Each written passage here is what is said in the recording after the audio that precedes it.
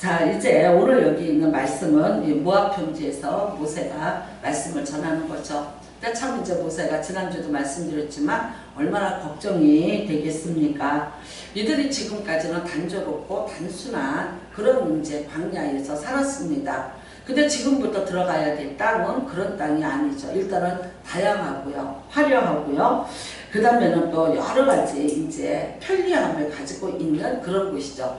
자, 광야에서는 이 사람들이 먹었던 건 일단은 보자고요. 만나라는 것밖에 못 먹어봤잖아요.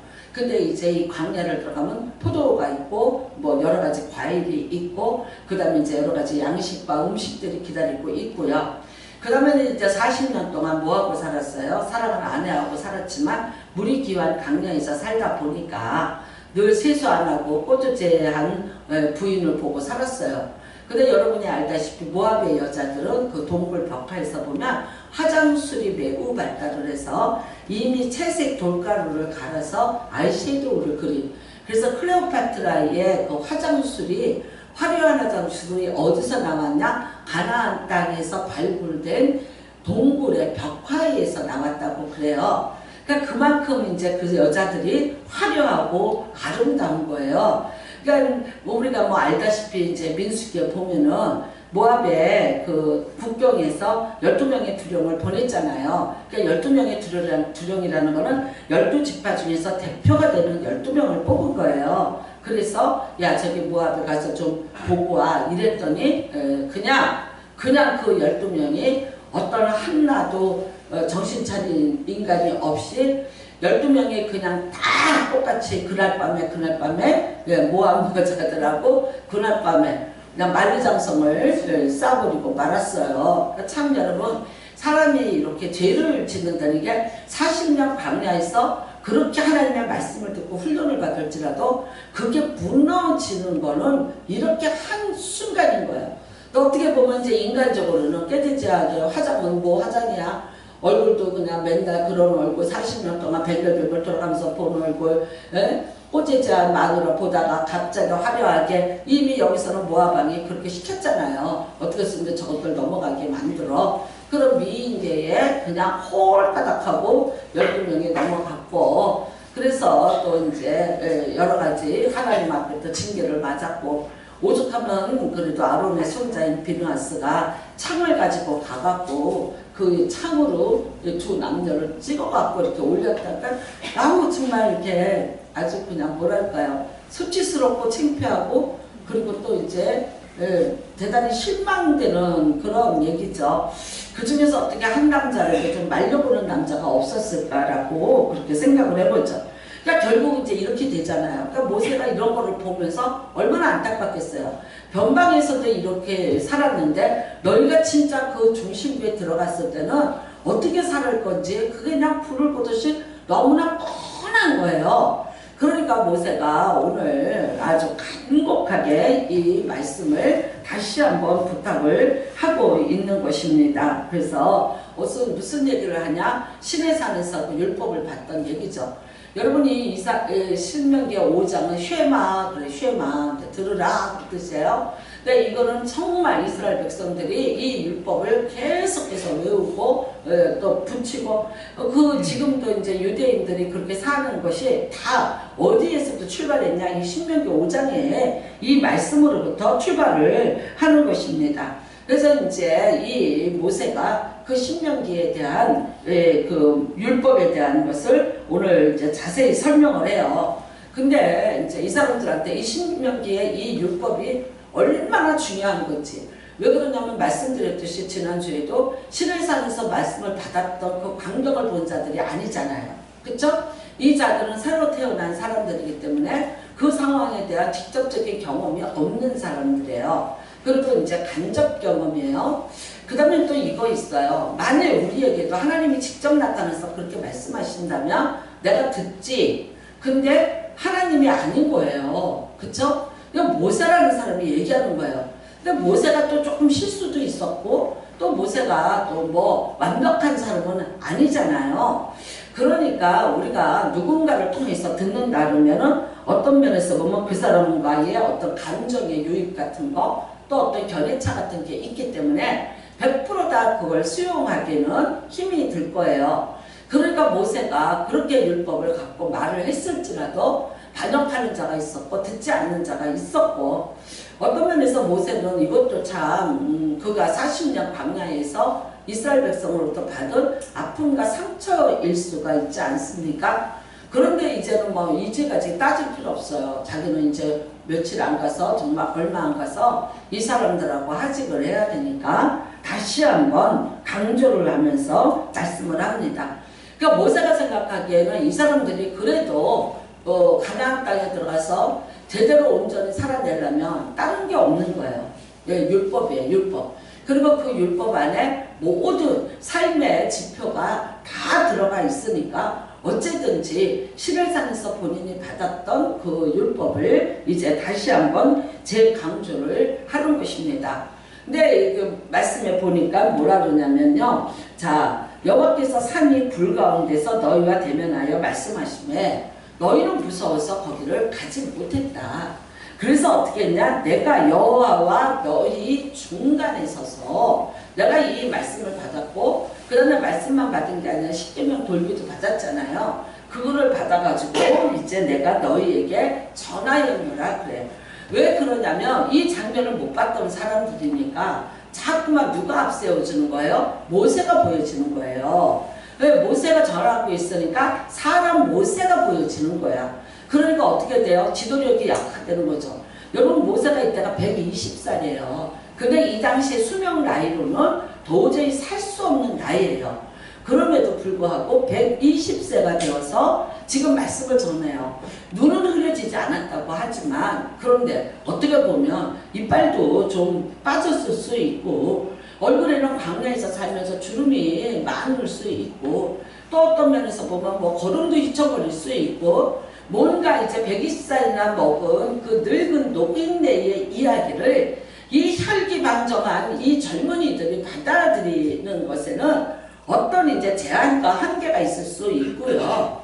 그 다음에는요, 그 율법이 또 너무 까다롭고 많고 지켜내기가 힘들 것도 같고, 그러니까 모세가 아무리 봐도 여기 있는 이 신세대가 이거를 다 지켜낼까 하는 것에 대한 어떤 이제 위기의식 같은 게 있으니까 오늘 정확하게 더 자세히 말을 합니다. 그래서 뭐라고 얘기하냐면, 이건 내가 너희들한테 한 거 아니야.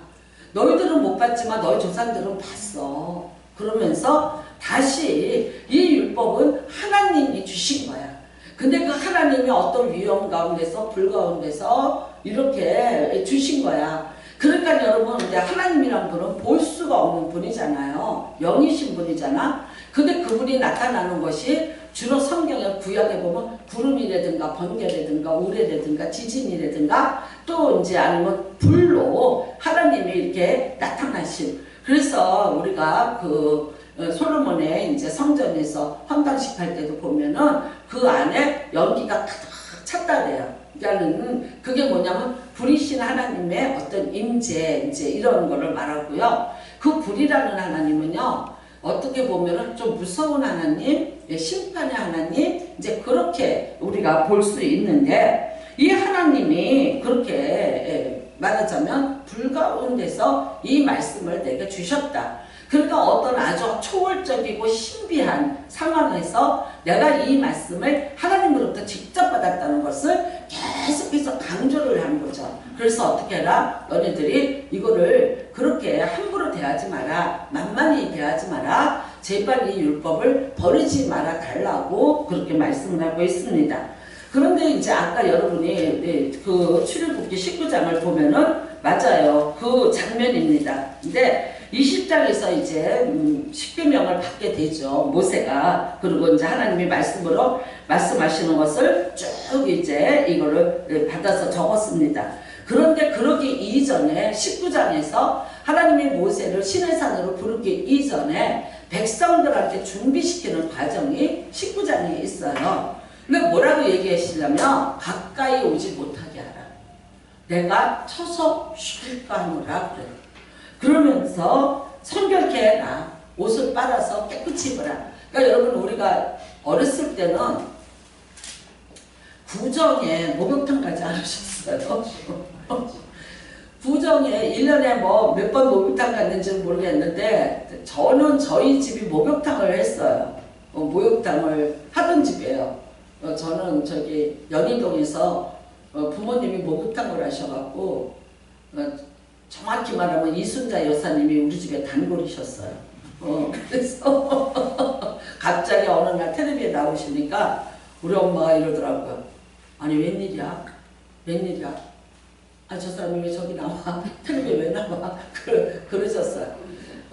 그러니까 그런 거 없었는데, 그 옛날에 하기 전에 제가 국민학교 다니고 이럴 때는 구정이 다가오면 왜 엄마 손에 끌려가서 목욕탕에 가서 1년 먹은 때 빡빡 벗기느냐고 살짝 뺏겨지고 아파서 울던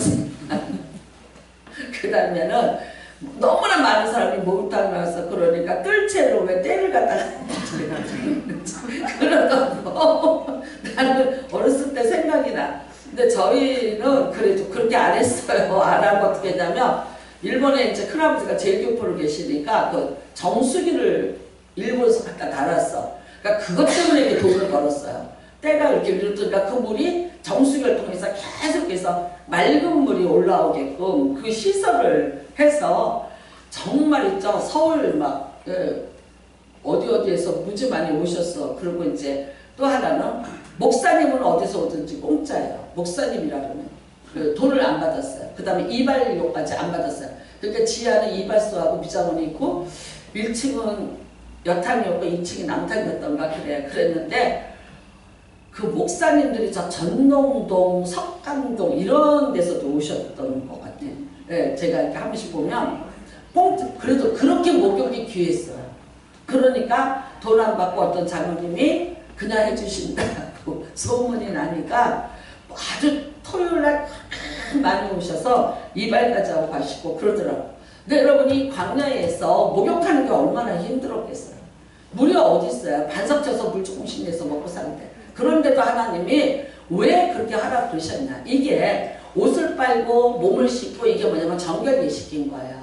우리도 여러분 구정 때 이불 빨래하고 새 옷 입히고 똑같은 거예요. 그러니까 그런 정결 예식을 해라 그래. 그랬으면 만나야 될 거 아니야. 그런데도 어떻게 해요? 너네들 저기 멀리 있어. 경계선을요 가이드라인을 딱 쳐놓으셨어요.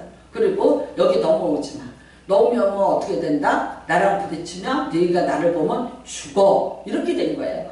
그래서 여러분이 아까 읽으신 말씀대로 정말 죄송하지만은 12절에 그 경계를 침범하지 말지니 산을 침범하는 자는 반드시 죽임을 당할지니라 이렇게 말씀을 하셨어요.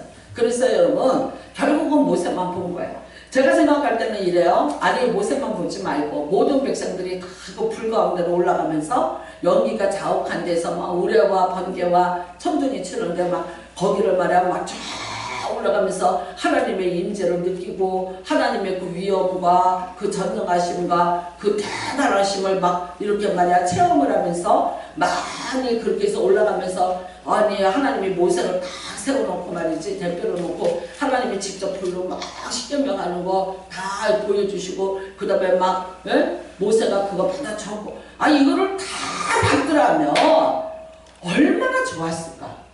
여러분 그렇지 않아요? 정말 하나님의 은혜 그런데 하나님이 좀 나한테 그렇게 나타나시고 뭐 어떻게 좀 이렇게 하시고 좀 뭐 심지어 우리는 뭐 성령 받았다 좀 몸이 뜨거워졌더라 등이 뜨겁더라 뭐 이것까지도 우리는 막 바라고 기대하면서 그랬던 것 같지. 좀 어떤 하나님이 그런 임재가 있다면 이스라엘 백성도 좀 더 경외하고 좀 더 그렇게 하신 그 법에 대해서 좀 더 경외감을 갖지 않았을까. 그런데 하나님은 어떻게 하셨냐? 아니야 올라오지 마. 거기 선 넘어오면 죽어. 그랬어. 그래서 여러분 이게 이제 모세 혼자 올라가서 내가 받았어. 내가 해왔어 이래요. 그랬는데 사람들이 세월이 지나가고 그 감동이 희석이 되다 보니까 결국은 전에 듣는 전수를 해서 듣는 제2세대에게 이거는 그런 어떤 직접 체험이 아니기 때문에 감동이 조금 떨어질 수도 있다는 거예요. 그렇다면 하나님 왜 그렇게 하셨냐는 거예요.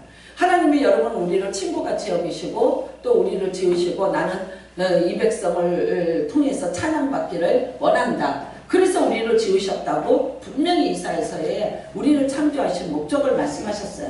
근데 찬양을 받으시는 게 아니라 위협을 주시고 법을 주시고 다시는 너희와 내가 만나지 마 이렇게 되는 거예요. 여러분 구약에서 만약에 하나님이 나타났다 그러면 그건 바로 뭐였어요? 죽음이었어요. 네, 그러니까 사람들이 다 엎드렸어. 근데 실질적으로 하나님은 그 사람을 죽이려고 나타난 게 아니었어요. 정말 만나서 급하게 할 일이 있어서 만나는데도 그 사람들은 여호와야 여호와의 불이야 이러면은 나는 어떡하지 이제 죽었다 그러는 거예요. 여러분이 잘 알다시피 이사야 같은 선지자일지라도 하나님의 불이 성전에서 이렇게 나타나고 구름이 차니까 오 하나님이 오셨다 임재다 반갑고 감사한 것이 아니라 화로다 나는 이제 죽었다고 말했어요. 뭐 기드온이라든가 삼손의 부모 마누아라든가 여러 사람들이 하나님이 나타나심에 대해서 감사와 감격과 환희가 아니라 죽음이라는 그런 두려움을 갖게 됐었습니다. 여러분 왜 그러셨냐는 거예요. 왜 그렇게밖에 할 수밖에 없었을까? 하나님은 그 말씀이 로마서 3장 23절입니다. 죄를 범하였음에 하나님의 영광에 이르지 못하였나니.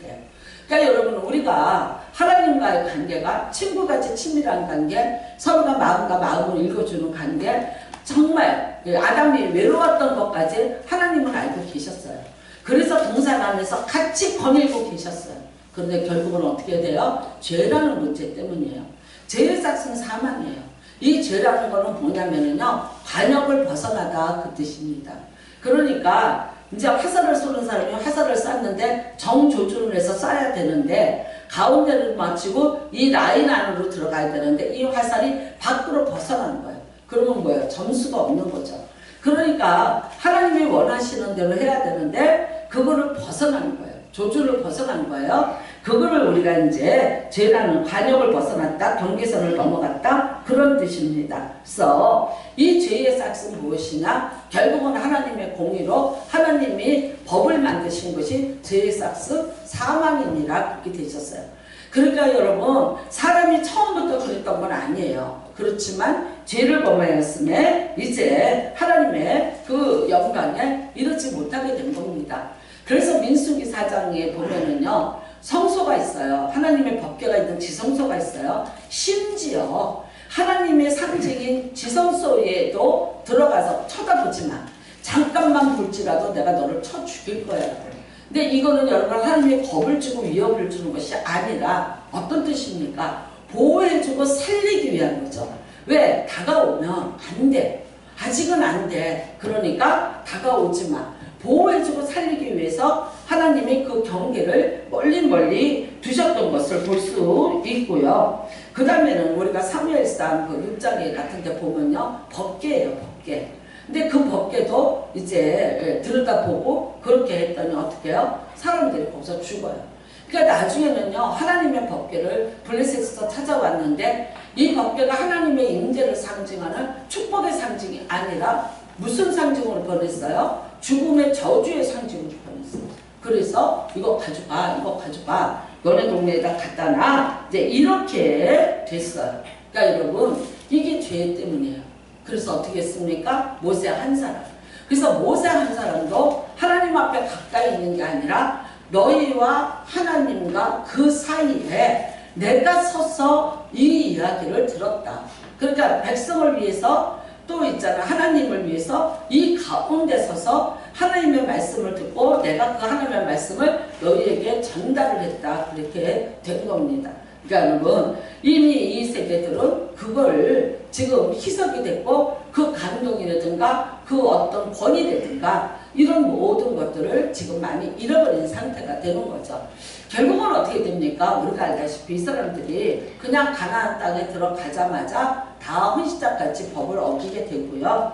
결국은 그 땅의 거민들과 함께 살면서 죄를 짓고 하나님으로부터 이제 멀어졌고 하나님은 또 그들을 다시 돌이키기 위해서 징계를 하고 그 사람들은 또 그 징계를 받으면서 고통스러워했어야 됐고 그러면서 다시 또 하나님의 이름을 찾았고 그러면 또 하나님은 또 다른 사사를 보내서 또 회개를 시켜서 또 구원하게 해주셨고 그런데 또 그게 또 시간이 지나가면 또다시 세상으로 나가고 이것이 끊임없이 반복이 될 수밖에 없었어요. 그래서 우리가 여러분 결국은 어떻게 됐냐? 구약에 우리의 신앙은 실패할 수밖에 없고 영원히 하나님을 만날 수 없고 하나님과 가까이 할 수 없는, 그렇게 가까이 하기에는 정말 너무 멀고 너무 두려운 분으로 그렇게 됐습니다. 그런데 오늘 이제 여러분과 제가 구약의 사람이 아니라 신약의 사람입니다. 그러면 지금도 여러분은 하나님 만나기를 그렇게 무서워하고 두려워해야 되나요? 아니죠. 왜 그렇습니까? 여러분, 모세는 사람이었습니다. 그래서 그도 부족한 사람이었고 문제가 많았고요. 그 다음에 그도 어떻게 됐습니까? 죽고 없습니다. 죽어지고 없어지는 중보자였습니다. 나중에 이후에 이들이 가나안 땅에 가서 살 때 모세 같은 중보자가 그 이후에 일어난 적이 없어요. 그러니까 어떤 누구도 중보를 해주지 않으니까 자기들 나름대로의 또 하나님을 믿는다고 했지만 타락했고 기준이 없었고, 이후에 이제 제사법을 만들어서 제사를 지냈지만 그러나 그 제사도 불완전한 제사였고 또 이례적인 제사였기 때문에 늘 하나님과 이 사람들은 소원한 관계를 가지고 두려움 속에 살 수밖에 없었습니다. 그런데 여러분, 오늘 우리는 히브리서 7장 29절에 더 좋은 언약의 중보자 예수 그리스도를 소개하고 있습니다. 오늘 우리에게는 더 좋은 중보자, 모세보다도, 그래서 히브리서 1장에 보면 모세는 하나님 나라 사환이었고 예수 그리스도는 아들이라고 말하고 있습니다. 여러분, 구약의 사람은 사람인 모세를 통해서 중보의 역할을, 혜택을 입었지만 이제 우리는 그보다 더 하나님의 아들이신 예수 그리스도를 통해서 이제는 중보자로서 우리를 위해서 일하고 계신 것을 믿으시기 바랍니다. 그래서 그분은 영원히 계심으로 그 제사장 직분도 달리지 않느니라. 그러니까 결국 모세는 죽고 없어졌어요. 그래서 방향을 잃었고 그 사람들이 어떤 구심점을 잃어버렸어요. 그렇지만 우리는 이제 그럴 필요가 없습니다. 예수 그리스도입니다. 영원하신 분입니다. 그 다음에 완전하신 분입니다. 하나님의 본체십니다. 그래서 그분은 히브리서 8장 6절에 그러나 이제 더 아름다운 직분을 얻으셨으니 그는 더 좋은 약속으로 세우신 더 좋은 언약의 중보자시라 그래요. 그러니까 여러분, 구약의 모세보다도 더 좋은, 더 나은, 그리고 또 더 좋은 약속, 더 좋은 언약의 중보자라. 그런데 아주 완벽한 중보자이신 예수 그리스도가 우리의 중보가 되심을 믿으시기를 바랍니다. 오늘도 우리는 그래서 여러분, 하나님 그 보좌 앞에 우리가 담력을 얻고 나갈 수 있는 것은 중보자이신 예수 그리스도가 있기 때문인 거예요. 마태복음 27장에 예수님이 십자가에 못 박히심으로 휘장이 위에서부터 아래로 갈라졌다. 무슨 뜻입니까? 지성소를 맡고 있던 휘장이 갈라졌어요. 그래서 그로부터 우리가 어떻게 합니까? 다른 데에 들어갈 수 있게 됐어요. 이제는 여러분, 예수 그리스도의 육체가 죽음을 말미암아 하나님 앞에 나갈 수 있는 그 여러분 길을 예수님이 자기 육체를 헐어서 그 들어갈 수 있는 길을 만들어 놓으셨다는 거예요. 그래서 이제는 우리가 예수의 이름으로 누구든지 담력을 갖고 하나님 보좌 앞으로 담대히 나갈 수 있는 은혜를 입고 있습니다. 그래서 여러분, 이제 히브리서 4장 16절에 보면 우리는 궁일하심을 받고 때를 따라 돕는 은혜를 얻기 위하여 보좌 앞에 담대하게 나가니라. 우리가 죄인이 아닌가요? 우리가 죄가 없나요? 우리가 여러분 이스라엘 백성들 같이 보다 더 나을까요? 우리가 모세보다 더 완벽할까요? 그거는 아니에요. 그렇지 않은데도 불구하고 예수님의 전적인 은혜로 말미암아 오늘 이렇게 우리가 때를 따라 돕는 은혜를 구하러 예수님 앞에서 또 우리가 그 이름으로 하나님 보좌 앞으로 담대히 나갈 수 있는 은혜를 누리고 산다는 것을 믿으시기 바랍니다. 그래서 여러분과 저는 하나님의 이름을 불러도 안 죽어요. 이곳에 하나님이 임재하십니다. 여기서 죽어서 나갈 사람 아무도 없습니다. 왜 그렇습니까? 이미 그 십자가의 은혜로 우리는 이미 제사함을 다 받았고 죄의 문제가 해결되었기 때문에 우리가 옷을 빨지 않을지라도 우리가 몸을 씻지 않을지라도 하나님 보좌 앞에 담대히 나갈 수 있는 은혜를 입고 있다는 것을 깨달으시기를 바랍니다. 그래서 여러분, 우리 예수 그리스도는 자기를 힘입어 하나님께 나아가는 자들을 온전히 구원할 수 있으니라고 합니다. 오늘도 이 예수 그리스도를 의지함으로 우리가 하나님 보좌 앞에 온전히 나갈 수 있음을 믿으시기를 바랍니다. 그러면 그분은요, 그가 항상 살아계셔서 그들을 위하여 간구하십니다. 누군가 널 위해 기도하네. 누군가 널 위해 기도하네. 지금도 예수 그리스도는 저와 여러분을 위해서 기도하고 계세요. 중보하고 계세요. 하나님 보좌 앞에서 그 우편에 앉으시사 우리를 위해서 끝없는 중보를 하고 계심을 믿으시기 바랍니다. 저가 연약해서 그렇습니다. 하나님 아버지, 저가 이래서 그렇습니다. 저가 저래서 그렇습니다. 말할 수 없는 변명과 또 보호와 그 다음에 우리를 위한 그런 성처를 부탁하는 중보자로서의 역할을 예수 그리스도께서 지금도 하고 계심을 믿으시기를 바랍니다. 그래서 항상 우리를 위해서 간구하십니다. 율법으로 세운 제사장들은 약점을 가진 사람들이나 그러나 영원히 온전하게 되신 아들을 세우셨느니라. 여러분, 오늘 모세가 말합니다. 내가 하나님과 너희 사이에 중간에 서서 내가 이 율법을 가지고 오지 않았냐. 네, 예수님이 오늘 여러분과 저를 위해서 하나님과의 그 중간 역할을 하고 계시기 때문에 우리는 죄와 사망의 법에서 이미 해방이 되었고 생명과 영생의 법으로 옮겨졌고 뿐만 아니라 죄의 모든 저주로부터 우리는 완전히 벗어난 것을 믿으시기 바랍니다. 자꾸만 내가 과거의 죄 때문에 괴롭고 과거의 죄를 또 들먹이고 그 과거의 죄의 그런 굴레에서 벗어나지 못하는 자기 정죄도 있고요. 또한 다른 사람에게 정죄를 받는 것도 있어요. 그러니까 이런 것들, 내가 과거에 어떤 걸 가지고 끊임없이 정죄를 하고 있는 것도 정말 진정한 회개를 하고 하나님 앞에 돌아오는 자에게 하는 거라면 그거는 너무너무 잘못된 것이고요. 하나님이 용서하셨다는데 사람이 용서하지 않고 끊임없이 그것에 또 연연해서 있다는 것, 그것도 우리가 정말 주님 앞에 물어봐야 될 사건이고요. 또 한 번 용서를 받았는데 또 두 번, 세 번 용서를 하나님 앞에도 받고 사람한테도 받았는데 내가 똑같은 짓이나 그 비슷한 모양이나 흉내라도 내고 있다면 그것 또한 문제가 될 것입니다. 저는 예전에 부산에 가서 이렇게 결혼해서 사는데 이제 그냥 이 애를 잘 못 봐요. 제가 못하는데 저희 회사의 부장님 사모님이세요. 이제 한경도 또순이야. 그러니까 이북에서 LSD를 타고 내려오셔서 거제도에서 이제 결혼을 해서 사시는 거야. 근데 아들을 둘을 낳는데 하나는 서울대학교 이수만하고 동창이고 하나는 부산의대를 다니는 그런 학생이었어요. 그러니까 아들은 서울에서 이제 자취를 하고 있고 또 둘째 아들은 의대니까 기숙사에 들어가서 공부를 해요. 그런데 이 분이 지금 생각하면 이제 우리가 그때는 제가 할머니 했는데 알고 보니까 46살이었어요. 그냥 막 기운이 넘치시는 거야. 이 한경도 하문 또순이 할머니가.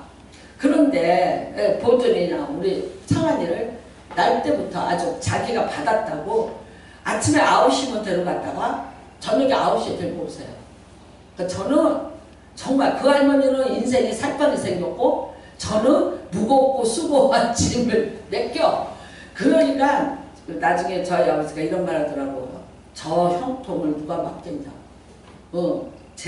누가 저거를 옛날에 그러자 저 팔자를 누가 맡겠냐고. 그러니까 뺑뺑이 도는 거야. 이제 애를 갖다가 맡겨놓고 기저귀가 고기 반, 우유통에 고기 반. 그래요. 그리고 이제 점심때 한번 딱 내려가서 할머니 뭐 드실래요? 그러면은 뭐 국수 삶아주거나 뭐 이렇게 하고 딱 오면은 나는 이제 그다음부터 내 세상인 거예요. 그랬는데 이 할머니가 이제 겨울만 되면 난리가 나는 날이 있어요. 겨울만 되면은 이제 그때부터는 이제 이 할머니 집에 접근을 못해. 그때야 그때 그날 그때가 온다. 그러면 제가 그때가 다가오기 시작하면 벌써 막 이게 안 좋아. 그리고 이제 그 할머니 눈치를 봐야 되고 막 어떻게 해야 되고 그다음부터는 이제 얘를 못 맡기는 거예요. 막 할머니가 막 누워있고 막 아프고 막 이러니까. 근데 무슨 일이 있었냐면 할아버지가 그때 할아버지가 아니지. 그러니까 44살이시지. 그쵸? 근데 저희가 볼 때는 할머니 할아버지 이렇게 불렀으니까.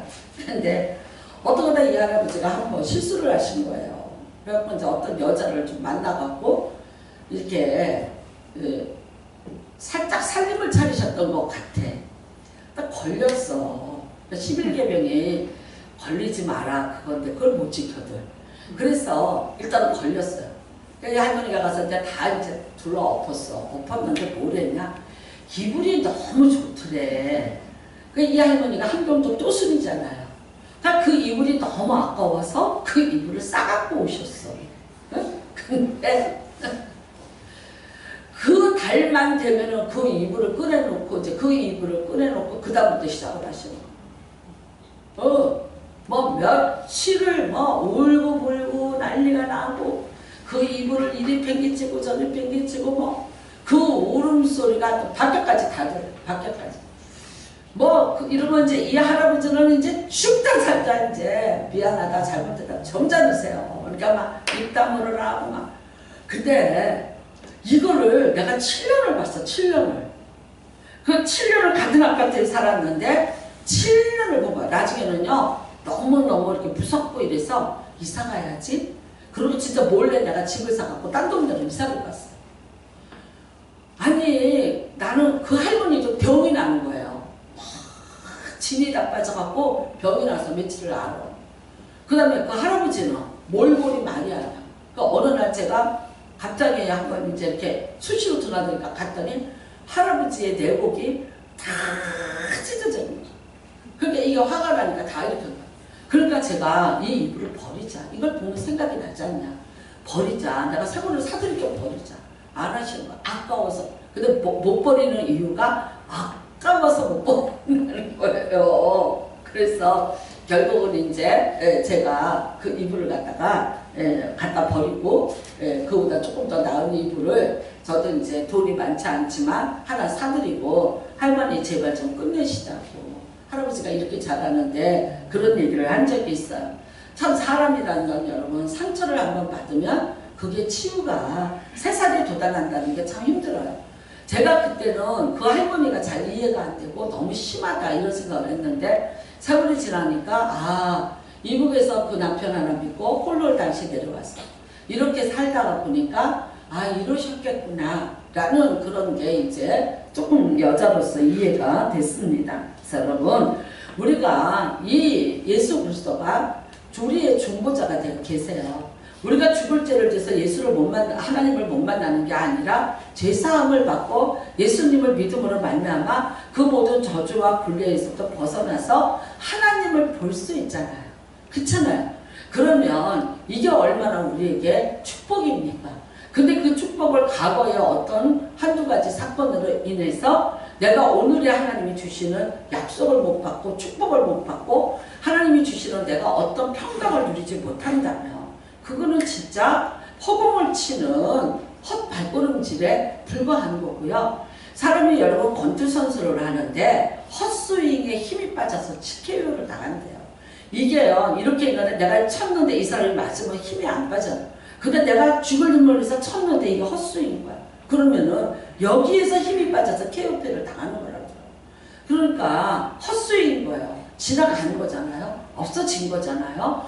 그런데 거기에 대해서 끊임없이 과거에 그거를 갖다 타인에게도 하고 자기에게도 해요.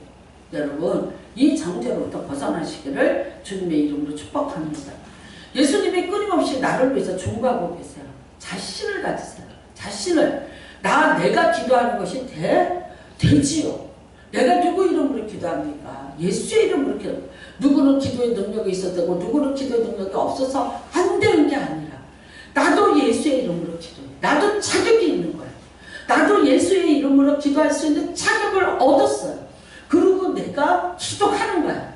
내가 여러분 기도를 안 하기 때문에 얻지 못합니다. 믿음으로 구하지 않음으로 얻지 못함이라지. 내가 이 세상에 살면서 나의 모든 필요한 것을 못 얻어야 될 나는 조건이 없고 이유가 없는 사람이야.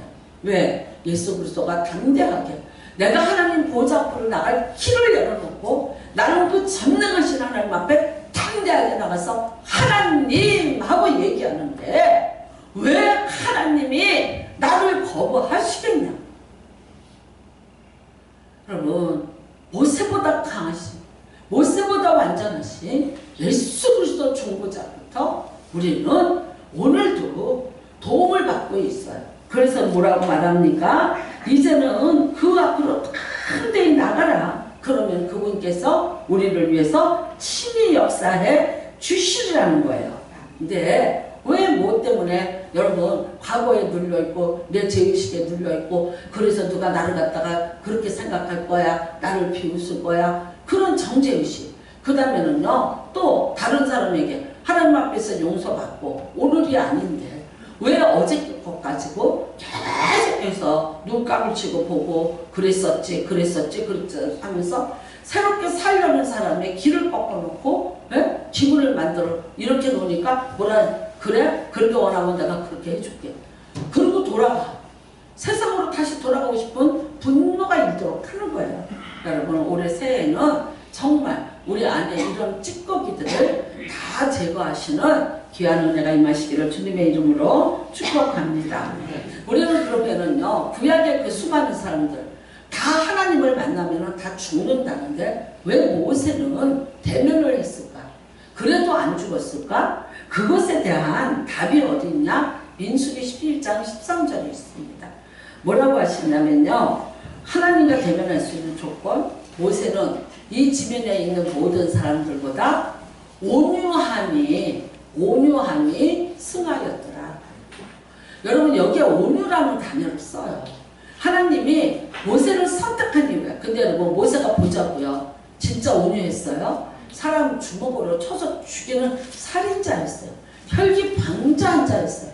그 다음에 하나님 앞에도 막 덤볐어요. 하나님 왜 내가 이 백성을 내가 어떻게 이러면서 막 덤볐던 사람이야. 그런데도 불구하고 뭐라 그래요? 내가 모든 사람은 나를 만나면 죽어. 그거 오지 마. 근데 모세 너는 올라와. 그 이유가 온유함이 그래요. 그러니까 여러분 과거에는 그 사람이 어떻게 됐는지 모르지만 오늘 하나님을 만났는데 하나님을 만나서 광야를 지나오면서 어떻게 됐냐? 하나님 앞에 온유하더라. 네, 이겁니다. 온유라는. 자, 어떤 부자가 다리를 이렇게 하나를 멋있게 놔줬어요. 왜 그러냐면 사람들이 이제 거기를 지나다니면서 자꾸 물에 빠지고 사고가 나니까 기부를 하는 거예요. 그 마을에서 이제 이 다리를 놔준 부자에게 너무 고맙다고 그 다리에다가 그 부자의 이름을 이렇게 말하자면 새겨줬어요. 근데 사람들이 이제 그 다리를 건너가죠. 그쵸? 근데 한 사람은, 어떤 사람은 이렇게 얘기하더래요. 돈 많은 것들이, 좀 했다고 잘난 척 하네. 그렇다고 여기다가 지 이름을 새겨놔? 되게 잘난 척하고 생색내네. 그러면서 다리를 지날 때마다 침을 택택 뱉으면서 욕을 하고 지나가요. 근데 또 한 사람은 어떠냐면요. 얼마나 고마우냐. 얼마나 고마운지. 이 사람이 이 다리를 그렇게 많은 돈을 내서 지어줬기 때문에 우리가 물에 빠지지 않고도 이렇게 한겨울에 발을 적시지 않고도 이 내를 지나갈 수 있게 해줬잖아. 너무나 고맙다고. 그 이름 석자를 쓰다듬으면서 고맙다고 인사를 하고 하더라. 여러분 어떤 사람이 온유한 사람이에요? 어떤 사람일 것 같아요? 맞아요. 뭔가 누구에겐가 감사할 줄 알아요. 어떤 누구에겐가 비판하고 판단하고 정죄하는 악플러가 되지 마시고요.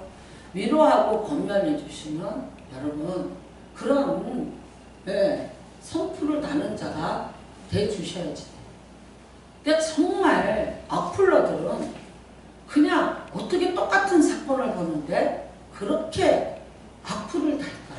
그러니까 제가 한번 이게 쭉 성문은숙 씨 결혼한 것에 대해서 한번 어떻게 보게 됐어요. 그래서 악플러들이 어떻게 달았나 궁금하더라고요. 아니 어떻게 달길래 애들이 탤런트 애들이 어린애들이 자살까지 하고 그럴까. 그리고 박수홍 씨 같이 착한 사람이 아니 막 재판을 하고 이러는 거예요. 그래서 야 악플이 어느 정도 달리는데 그래? 나 정말 관심 없다가 한번 쭉 봤는데 참 대단하더라고요.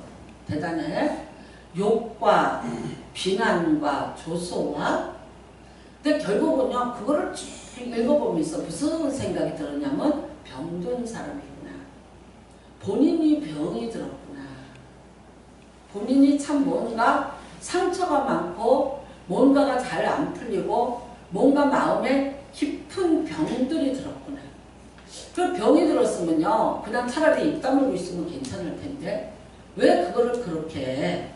근데 그 사람들은 그 악플을 씀으로써 자해하는 것 같은 그런 어떤요 만족을 느낀다는 거예요. 나는 그 사람들을 심리적으로 이렇게 그 해석을 해놓은 거를 한번 봤어요. 그러니까는 이 사람을 꼭 죽이자는 게 아니야.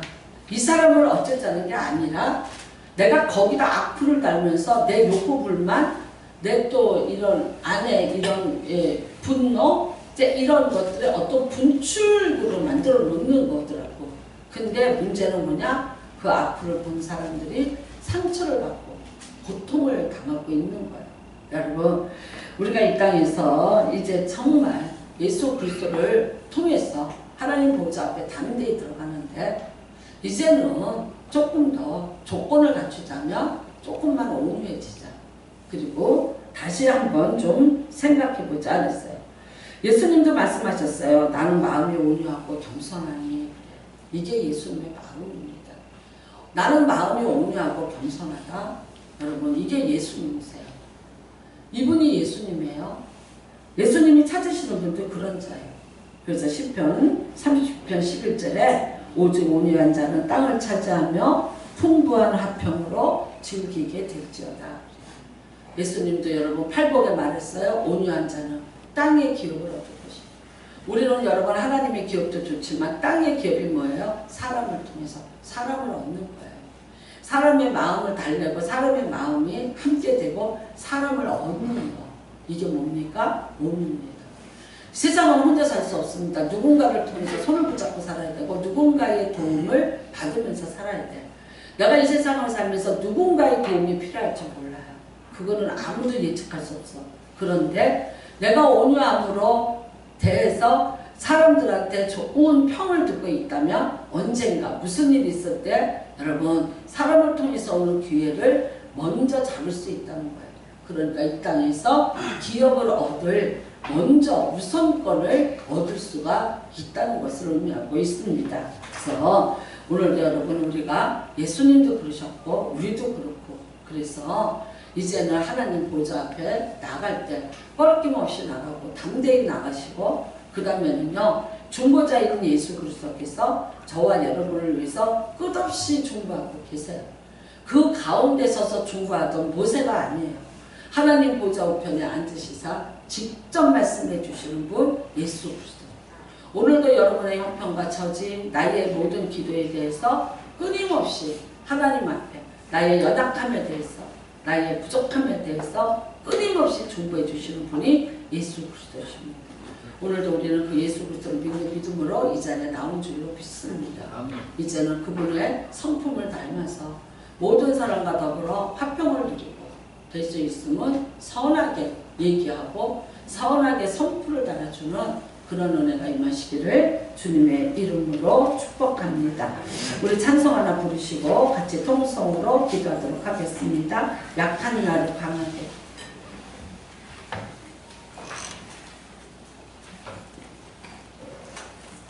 날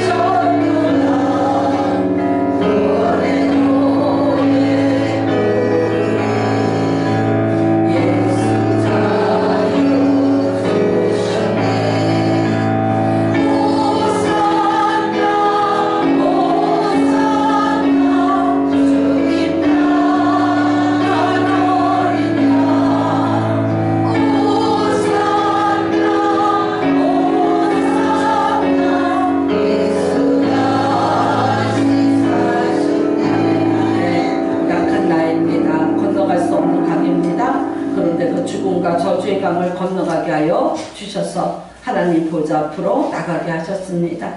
내가 깊은 강에 빠졌습니다. 그러나 다시 일으키셔서 구원의 노래 부르게 하셨습니다. 예수 자유 주셨네. 오늘도 우리는 그래서 그 보좌 앞으로 담대히 나가서 구할 수 있습니다. 이 은혜를 감사하시기를 바랍니다. 우리의 중보자는 예수 그리스도십니다. 오늘도 하나님 보좌 앞에서 나를 위해서 간구하심을 믿으시고 오늘 그 보좌 앞에서 여러분이 구해야 될 것을 강력하게 그리고 또 담대하게 구하시기를 바랍니다. 주여 일창하시고 통성으로 기도합니다. 주여 하나님 아버지 감사합니다. 네, 하나님 아버지 감사합니다.